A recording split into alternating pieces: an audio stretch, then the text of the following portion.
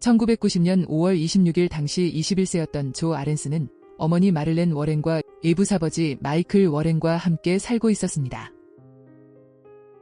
얼마 전 다리를 다쳐 깁스를 했기에 집에서 회복 중이었는데 조를 위해 전날부터 친구 3명이 집에 놀러와 밤을 보낸 참이었습니다. 어머니는 아들과 친구를 위해 일찍 일어나 요리를 해주었고 조와 친구 3명, 어머니까지 5명은 함께 활기찬 분위기에서 아침 식사를 하고 있었습니다. 오전 10시 45분 초인종이 울렸고 깁스를 해서 거동이 불편한 조 대신 어머니가 현관으로 맞이하러 나갔습니다. 어머니가 문을 열었을 때 카네이션과 풍선을 든 광대가 서 있었는데 풍선에는 당신은 대단해요라고 씌어 있었습니다. 어머니 마를렌은 다리를 다친 아들을 위해 누군가 선물을 보낸 것이라고 생각하고 활짝 웃으며 참 예쁘네요 라고 말하며 꽃과 풍선을 받아들었습니다. 다음 순간 광대는 총을 꺼내 그녀의 얼굴을 쏘았습니다. 조와 친구들이 큰 소리를 듣고 정문으로 달려갔을 때 어머니가 피 웅덩이 위에 쓰러져 있는 것을 발견했습니다. 아마 범인이 몰고 있을 차량이 떠나는 것도 목격했죠. 그날부터 조 아렌스의 악몽 같은 30년이 시작되었습니다. 조는 친구들이 경찰과 응급대원들이 도착하기를 기다리는 동안 차를 타고 범인을 쫓으려고 했습니다. 하지만 다리 깁스 때문에 운전이 서툴렀고 범인을 놓치고 말았습니다. 조가 돌아왔을 때 응급대원들이 어머니를 병원으로 데려가고 있었습니다. 병원에 도착했을 때 어머니는 거의 숨을 쉬지 못했고 즉시 생명유지 장치를 달았습니다. 조는 의식이 없는 어머니에게 계속해서 울면서 사랑한다고 떠나지 말아달라고 했지만 불행히도 이틀 후 어머니는 세상을 떠났습니다. 사망 당시 어머니 마를렌 워렌은 40세였습니다. 조 아렌스는 플로리다에서 행복한 유년 시절을 보냈습니다.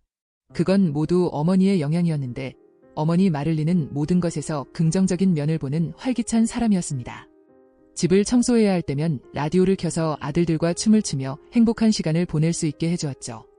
어머니가 위부사버지 마이클 워렌과 재혼했을 때 조 아렌스는 3살이었습니다. 마이클은 어릴 때 위부사버지를 만났기 때문에 자신이 기억하는 유일한 아버지였죠. 마이클과 마를린은 함께 마를린의 명의로 된 중고차 및 렌털 서비스인 바어긴 모터즈, 예스트 팜비치의 몇 개의 렌털 부동산, 경주마 및 비행기와 같은 다양한 사업을 관리했습니다. 1980년대 후반의 부부는 플로리다 렐링턴의 주택의 개인 활주로가 있는 고급 주택단지로 이사했습니다. 동시에 그들은 결혼 생활에서 문제를 겪었습니다. 사건이 있기 얼마 전 아들 존이 갑작스럽게 사망했는데 마이클은 이부자들의 죽음에 그다지 신경을 쓰지 않았습니다. 마를린은 마이클에게 크게 실망해서 이혼하고 싶어 했습니다. 마를린은 아들 조에게 나에게 무슨 일이 생기면 그건 내 아빠가 저지른 일이야 라고 말하기도 했습니다. 경찰은 처음에 경쟁업자가 마를렌을 죽였을 것이라는 의심에 근거하여 수사를 시작했습니다. 하지만 조가 평소 어머니가 위부사버지 마이클을 의심했다는 것을 알려주면서 수사는 마이클에게 집중되었습니다. 또한 마를린의 친구들과 가족들 또한 두 사람이 결혼 생활에 문제가 있다고 증언했죠. 하지만 사건 당일 아침 마이클은 확실한 알리바이가 있었습니다. 친구들과 함께 차를 타고 경마장으로 가고 있었던 것이 확인되었죠.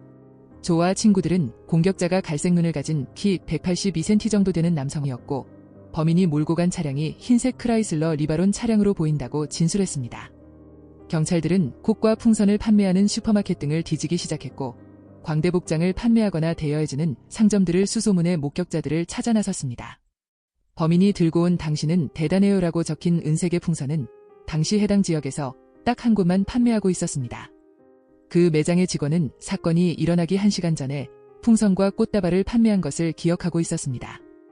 직원은 구매자가 긴 머리와 갈색 눈을 가진 여성이었고 현금을 사용했다고 말했습니다. 범인이 착용한 광대 의상을 판매했을 법한 가게들을 좁혀 한 곳을 찾아냈는데 그 가게 직원은 총격 사건 이틀 전에 갈색 눈과 긴 머리를 가진 여성이 방문해 광대 의상을 보여달라고 요구했던 것을 기억했습니다. 점원은 여성에게 가게를 마감할 시간이라 다음날 다시 오라고 했지만 당장 구매하기를 원했다고 했고 덕분에 구매자의 인상착의를 명확히 기억할 수 있었습니다. 점원은 여성의 키가 177cm 정도에 길고 곧은 초콜릿색 머리카락과 큰 갈색 눈을 가지고 있었다고 했죠. 경찰은 부부의 주변 인물들을 포함한 여성의 사진들을 무작위로 점원에게 보여주었습니다. 점원은 한 명의 여성을 골랐습니다. 용의자는 마이클의 회사 직원인 실라 킨이었죠. 그녀는 갈색 눈과 긴 머리를 가지고 있었고 키가 큰 편이었습니다. 총격 사건 며칠 후 경찰은 범죄 현장에서 약 13km 가량 떨어진 곳에서 광대가 사용한 것과 비슷한 흰색 레바론 차량을 발견했습니다. 경찰은 차량 내부에서 주황색 섬유와 갈색 머리카락을 발견했습니다. 범인은 주황색 광대 가발을 쓰고 나타났는데 해당 재질과 유사해 보였습니다. 수사관들은 즉시 영장을 가지고 실라킨의 집으로 갔습니다. 집을 조사한 후 그들은 집 내부에서 동일한 주황색 섬유를 발견하게 되었죠. 또한 실라의 집에서 광대 분장에 쓰이는 화장품도 발견했죠. 실라킨은 마이클의 자동차 회사에서 압류 담당자로 일했습니다. 사건 당시 21세였는데 절도로 체포당한 이력이 있었습니다. 마이클은 당시 회사에 많은 여성들과 관계가 있다는 의심을 받았는데 실라는 그중 한 명이었습니다. 실라는 강인한 성격을 가지고 있었고 항상 총을 소지하고 다녔죠. 실라는 동료에게 사람들이 미친 짓을 하기 때문에 자신을 보호하려고 총을 소지하고 다니고 있다고 말했습니다. 실라는 마이클과 오랜 기간 불륜을 저지르고 있었습니다. 실라는 사건 4달 전 남편과 이혼했는데 이후 집세를 마이클이 계속 지불하고 있었죠. 실라는 경찰에게 마이클과는 단순히 친구라고 주장했지만 실라의 이웃들은 마이클과 실라를 부부로 알고 있었습니다. 마를린의 친구들에 따르면 당시 마를린은 마이클과 이혼하고 싶어 했습니다. 마를린이 둘의 관계를 알게 되었는데 신변의 위협 때문에 바로 이혼하지 못하고 아들에게 자신이 죽게 된다면 범인은 마이클이라고 말했던 것으로 보입니다. 마를린의 생각은 근거 없는 불안함이 아니었습니다. 당시 부부는 꽤나 부유했습니다. 가족들이 살고 있던 집은 2023년에 210만 달러에 거래되었는데 이를 비롯한 부동산과 회사 등 부부의 재산 대부분은 마를린의 명의로 되어 있었습니다.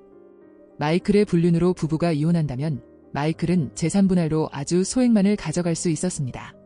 당국은 마이클이 마를린의 죽음을 사주할 만한 또 실라가 기꺼이 마를린을 살해할 만한 동기가 충분하다고 판단했습니다. 게다가 범인이 풍선을 구매한 슈퍼마켓은 실라의 집 근처였죠. 하지만 당시는 90년대였고 DNA 검사 기술이 발달하지 않았기 때문에 범인의 차량에서 발견된 머리카락이 실라의 머리카락과 유사하다는 것만 밝혀낼 수 있었습니다. 현장에서 잡히지 않은 실라를 체포하기엔 한계가 있었습니다. 마를린을 쏜 범인을 본 목격자인 조와 친구들이 범인을 키 180cm가 넘는 남성으로 인식한 것도 문제가 되었습니다. 범인이 사용한 광대 복장이 품이 크기 때문에 착각한 것이었죠. 실라는 당시 여성치고 큰 키를 가지고 있었습니다. 범행에 사용한 크라이슬러 차량은 사건 한 달 전 자동차 매장에서 도난 신고가 되어 있었기에 차량을 운전하지 않았다는 실라의 주장을 들어줄 수밖에 없었습니다. 사건 한 달 전 마이클이 해당 차량을 압류해서 자신의 회사에서 보관하고 있었고 차량을 도난당했다고 신고했던 것입니다. 그 후 살인사건을 수사하던 중 경찰은 마이클 워렌의 렌터카 회사에서 불법 행위가 있었다는 사건과 관련 없는 증거를 발견했고 1992년에 그는 주행거리계 조작, 대형절도, 공갈 등의 43건의 혐의로 징역형을 선고받았습니다. 마이클 워렌은 거의 4년 동안 감옥에 있었는데 당시 그의 변호사들은 그가 아내의 죽음에 연루되었다는 의심 때문에 형량이 비례적으로 길었다고 말했습니다. 마이클은 출소 후 1997년에 자취를 감춘 듯 했습니다. 하지만 그는 2002년에 데비 워렌과 재혼했습니다. 데비 워렌은 이름을 바꾼 실라킨이었죠. 둘은 테네시의 퍼플 카우라는 버거 가게를 열었습니다. 둘은 사업을 성공해 부유한 생활을 했고 행복한 결혼 생활을 보냈습니다. 퍼플 카우의 직원에 따르면 실라는 할로윈에 광대로 분장하기도 했습니다. 반면에 조는 어머니를 잃은 고통을 이겨내지 못하고 술에 의존하게 되었고 이는 중독과 우울증으로 이어졌습니다. 게다가 눈앞에서 범인을 놓친 기억은 고통을 주었습니다. 2014년에 경찰은 새로운 DNA 기술로 미제 사건을 해결하기 위한 연방 보조금을 받았고 마를렌의 죽음에 대한 수사를 재개하기로 결정했습니다. 범인의 도주 차량에서 발견된 머리카락은 실라의 DNA와 일치했습니다. 과학자는 고성능 현미경을 사용하여 풍선에 부착된 리본에서 차와 실라의 아파트에서 발견된 것과 일치하는 주황색 섬유를 발견했습니다. 마이클과 실라는 2017년에 식당을 팔고 버지니아 에빙던의 레이크 하우스에서 은퇴 후 여유로운 생활을 보내고 있었죠. 이웃들은 그녀가 지역사회에서 인기가 많고 존경을 받고 있는 사람이라고 말했습니다.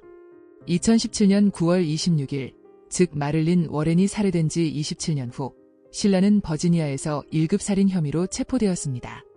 그녀는 어머니를 방문하고 집으로 가는 길이었는데 무슨 일로 체포되는지 명확히 인식하고 있었습니다. 게다가 체포되며 경찰에 마이크를 가리키며 이 사람도 체포할 거냐고 물었습니다. 마를린을 쏜 것은 실라와 마이클이 함께 꾸민 일로 보였습니다. 하지만 마이클은 체포되지 않았죠. 2017년 10월 4일 검찰인 마를린 워렌 살인 혐의로 키너렌에 대한 사형을 구하는 의사통지서를 제출했다고 발표했습니다. 하지만 불행히도 3년 후 주정부가 재분석한 결과 사형은 불가능하다고 발표했습니다. 코로나의 영향으로 재판은 계속 연기되었고 그 사이 실라는 재판을 기다리며 5년 동안 감옥에 갇혀 있었습니다. 실라의 변호인은 증거 보관용 봉지가 찢어져 오염이 발생했을 가능성이 있으며 증거를 신뢰할 수 없게 만들 수 있다고 주장했습니다. 또한 차량에서 발견된 섬유와 머리카락은 차량 도난 전에 흘러들어갔을 가능성이 있다고 주장했습니다. 실라는 변론 협상을 수락해 마를렌 워렌의 2급 살인 혐의로 유죄를 인정했고 12년형을 선고받았습니다. 감옥에서 복역한 기간에 대한 선고 지침에 따라 2025년에 석방될 것으로 예상되었으나 그보다 더 일찍 18개월간의 징역형을 마치고 2024년 11월 2일에 석방되었습니다. 실라는 유죄 인정으로 짧은 형을 받았지만 그녀는 변호사를 통해 여전히 무죄를 주장하고 있습니다. 그녀가 저지르지 않은 범죄를 저질렀다는 것을 인정하는 것은 매우 어려웠습니다. 라고 변호인이 말했죠. 하지만 검사 측은 그녀가 감옥에서 나오더라도 그녀는 여전히 유죄 판결을 받은 살인범일 것입니다. 라고 반박했죠. 어머니의 살해를 목격한 지 33년, 존은 변론 협상을 승인했습니다. 그는 더 긴 형량을 선호했지만 지금은 어머니의 죽음보다는 어머니 마를렌의 삶에 대한 기억에서 위안을 찾는다고 말했습니다.